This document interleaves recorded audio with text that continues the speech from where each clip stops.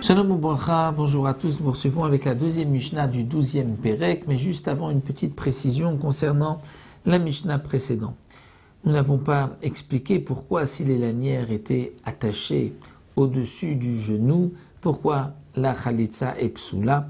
Effectivement, les Mefarshim nous expliquent ce qui est marqué dans la Gemara, c'est que comme la Khalitsa doit se faire me'al raglo, c'est-à-dire doit la déchausser de son pied, il faut que les lanières soient sur son pied. Son pied, c'est jusqu'au genou.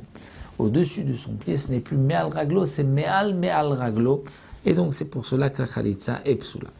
La Mishnah donc poursuit maintenant dans la deuxième Mishnah, Khaltsa besandal sheno shelo. Si la Khalitsa s'est faite avec une chaussure qui ne lui appartient pas, la Khalitsa est kshera.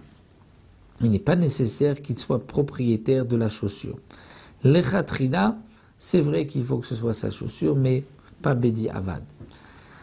Bien que la Torah a dit Naalo, Khalatz Naalo, mais ce n'est pas Nafka Naalo, sa chaussure, puisque nous avons d'un autre côté la Torah qui nous dit Naal, Khalutza Naal, donc n'importe quelle chaussure. Donc si c'est avec une chaussure qui ne lui appartient pas, ou Besandal Sheletz, ou une chaussure en bois, la Khalitsa Ekshera, à condition, nous précise le Batnoa, qu'elle soit recouverte de cuir.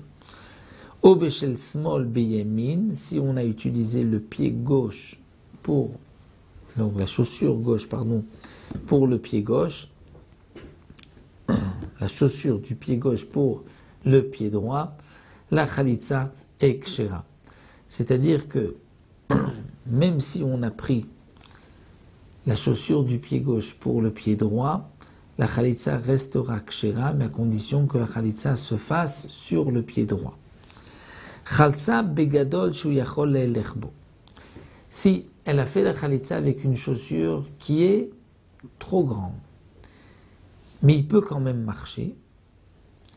Obekatan, où la chaussure est trop petite, mais chofet rov gadlo, elle recouvre la majorité de son pied, la khalitsa ekshera.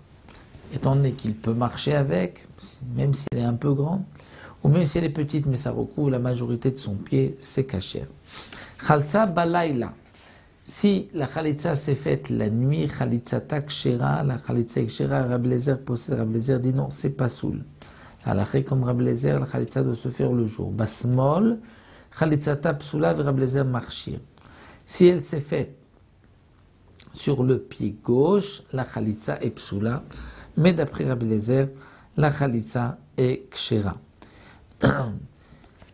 Les Mefarshim nous disent que si c'est avec le pied gauche, la halacha est comme Tanakama que la khalitsa est psula, mais si c'est avec la main gauche, Bediavad, la halacha est comme Rabbi Eliezer que c'est kasher.